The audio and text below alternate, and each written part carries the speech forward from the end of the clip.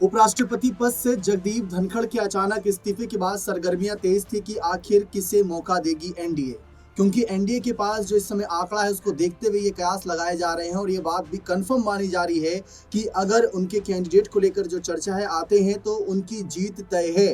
तो बीजेपी और सभी साथियों ने मिलकर एक ऐसी मीटिंग करी, जो संसदीय दल की बैठक हुई, इसमें फैसला लिया गया कि सीपी राधाकृष्णन जी को बनाया जाएगा एनडीए दल का वाइस प्रेसिडेंट का चेहरा। और दूसरी तरफ राहुल गांधी, कह सकते हैं कि जो विपक्ष है, उन्होंने भी एक बड़ा दांव चला, क्योंकि जब साउथ के राज्य से सीपी राधाकृष्णन जी, जो इस समय महाराष्ट्र के राज्यपाल हैं, उनको आगे करने का फैसला जब एनडीए के यहाँ पर नेताओं ने लिया, तो उन्हीं के चक्रव्यूह में फंसाने के लिए विपक्ष ने आगे कर दिया रेड्डी जी को। जी हाँ, अब जिस तरीके से ये फैसला विपक्ष ने लिया है, इसके बाद सवाल उठते हैं कुछ ऐसे चेहरों पर कि क्या ये अपने गृह राज्य के नेता को सपोर्ट करेंगे, रेड्डी जी को सपोर्ट करेंगे, या फिर ये सपोर्ट करेंगे एनडीए दल के नेता को। लेकिन उससे पहले मैं स्पष्ट कर दूं कि जो जगनमोहन रेड्डी जी की बात कर ले या फिर हम नायडू जी की बात कर ले, सबने अपना समर्थन एनडीए के कैंडिडेट को जताया है।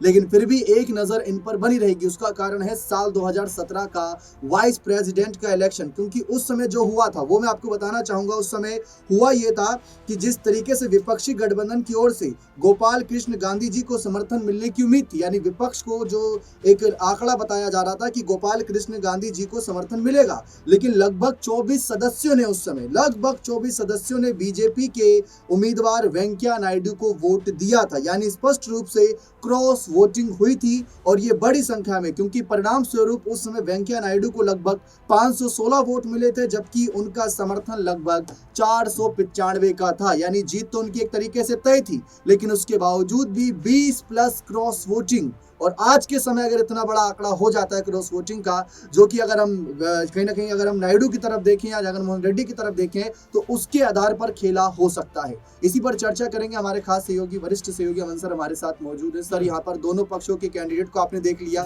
साउथ के राज्यों को साधने के लिए, आंध्र प्रदेश में नायडू को साधने के लिए विपक्ष ने, कह सकते हैं, बड़ी चाल चली। क्योंकि जब से लोकसभा के रिजल्ट आए, तब से एक कयास सियासी बाजार में लगाए जाते हैं कि नीतीश और नायडू को विपक्ष कैसे अपने पाले में करेगा। लेकिन अब ऐसा लग रहा है कि वाइस प्रेसिडेंट के कैंडिडेट के जरिए शुरुआत कर दी है। देखिए, बिल्कुल दीपक, अगर हम पूरे माहौल को देखें, पूरे मामले को देखें, तो नजर आता है बीजेपी ने बड़ा सोच समझ कर कदम उठाया। क्योंकि जिस तरह से उन्होंने जिस नाम को आगे किया है, वो अपने आप में पहली बार चौंकाने वाला नाम था। क्योंकि सब लोग मान के चल रहे थे कि हिंदी बेल्ट से कोई ना कोई नाम निकल कर सामने आया, जिसमें 2-3 नामों के ऊपर चर्चा भी हुई, जिसमें वसुंधरा का भी नाम था कि पहली जो महिला उपराष्ट्रपति वो बन सकती है। इसके अलावा कुछ और सीनियर जो लीडर है बीजेपी के, उनको लेकर बात हुई। लेकिन जब कंफर्म हुआ, तब सीपी राधाकृष्णन, जो कि महाराष्ट्र के राज्यपाल हैं, तमिलनाडु से आते हैं, उनके नाम पर बीजेपी ने मोहर लगा थी कि भाई अब जो उपराष्ट्रपति बनेगा या उनकी तरफ से जो चेहरा होगा वो साउथ से होगा। और ऐसे में अब इंडिया गठबंधन या विपक्षी जो दल थे, उनके सामने बड़ी चुनौती थी कि क्या यहाँ पर राधाकृष्णन जी को ही समर्थन कर दिया जाए या अपना कोई चेहरा ढूंढा जाए। अब तक ऐसा भी लग रहा था दीपक कि भाई यहाँ तमाम जो बीजेपी के लोग थे, खासकर जो नड्डा जी हैं, वो ये कह रहे थे कि भाई इंडिया गठबंधन से हम बात करेंगे और यहाँ पर हम कोशिश करेंगे कि निर्विरोध जो है वो सीपी राधाकृष्णन का जो चयन है वो हो जाए। लेकिन यहाँ पर जो विपक्षी लोग हैं, जो विपक्षी दल है, उन्होंने एक बड़ा और अहम कदम उठाते हुए यहाँ पर आंध्र प्रदेश से आने वाले सुदर्शन रेड्डी के नाम पर मोहर लगा दी कि भाई ये हमारी तरफ से उपराष्ट्रपति पद का चेहरा है और इनको हम आगे लड़ाएंगे। अब बड़ा सवाल यहाँ पर ये बन जाता है कि क्या बीजेपी कुनबा और क्या कांग्रेस कुनबा अपनी अपनी फाइट को मजबूती के साथ में पेश कर सकता है। क्योंकि अगर आंकड़ों पर गौर करें तो दिखाई पड़ता है कि बीजेपी के साथ लगभग 422 सांसदों का समर्थन है, जो जीत से बहुत ज्यादा आगे नजर आता है। क्योंकि जीत के लिए 392 के आसपास आपको कह सकते हैं कि मत चाहिए होते हैं, और यहाँ पर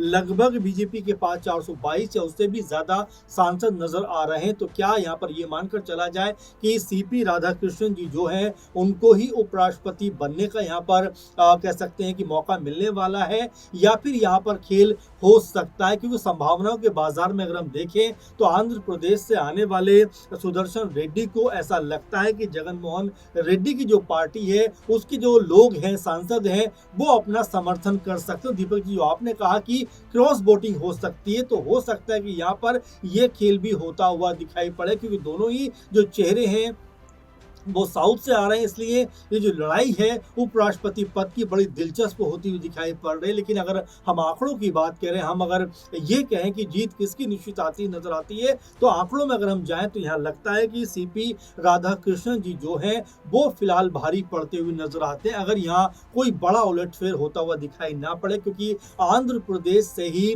टीडीपी के मुखिया भी आते हैं, टीडीपी पार्टी भी आती है जिनके 16-17 सांसद हैं। तो ऐसे में क्या ये मानकर चला जाए कि यहाँ पर कोई बड़ा खेल हो सकता है? संभावनाएं कई तरह की है, लेकिन फिलहाल ये जो लड़ाई है ये दिलचस्प होती हुई दिखाई पड़ रही है। एक सवाल ये था कि बिहार इलेक्शन सर पर है, बिहार से अगर किसी को कैंडिडेट आगे कर दिया जाता तो हो सकता था कि नीतीश को भी अपने पाले में विपक्ष लाने की कोशिश करता, क्योंकि साउथ के राज्यों को साधने के लिए, क्योंकि हिंदी पट्टी राज्यों में बीजेपी की पकड़ काफी मजबूत है।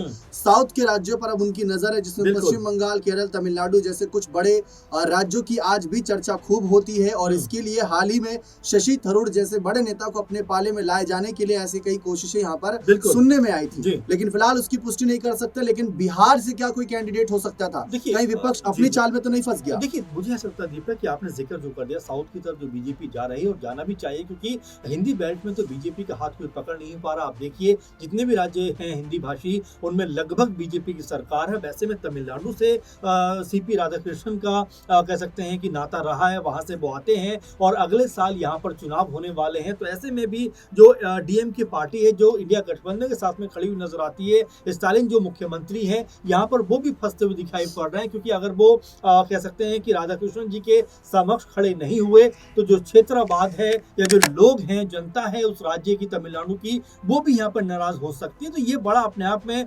मुश्किल कहीं ना कहीं होता हुआ दिखाई पड़ रहा है कि डीएमके क्या फैसला करने वाले हैं। क्योंकि बीजेपी ने, या जो ये कहा जाए कि जो एनडीए ने जो ये मास्टर स्ट्रोक खेला है, उसका जवाब फिलहाल इंडिया गठबंधन के पास में नहीं, उल्टा उनकी ही कह सकते हैं सहयोगी पार्टियां, कहीं ऐसा ना हो कि बीजेपी की तरफ जाती हुई नजर आ जाएं, या जो बीजेपी समर्थित जो सीपी राधाकृष्णन कह सकते हैं कि जो प्रत्याशी हैं उनके पक्ष में जाकर ना खड़े हो जाएं, ये भी होता हुआ दिखाई पड़ सकता। तो आपने जिक्र कर दिया बिहार का, तो देखिए बिहार बीजेपी को पता है कि बिहार में अभी एसआईआर को लेकर पहले ही बवाल मचा हुआ है। ऐसे में अगर कोई फैसला करेंगे तो हो सकता है कि वो उल्टा पड़ता हुआ दिखाई पड़ता, इसीलिए उन्होंने साउथ जाना बेहतर समझा और यहाँ पर सीपी राधाकृष्णन को चुना है, जो एक मजबूत चेहरा भी दिखाई पड़ रहा है और तमाम जो लोग हैं वो उनके नाम को समर्थन करते हुए भी दिखाई पड़ रहे हैं। यानी साफ है कि सिर्फ एनडीए दल में ही नहीं बल्कि इंडिया ब्लॉक में भी क्रॉस वोटिंग के पूरे चांसेस हैं। यानी वाइस प्रेसिडेंट का जो 9 सितंबर को इलेक्शन होना है वो काफी दिलचस्प होगा, कांटे की टक्कर का होगा,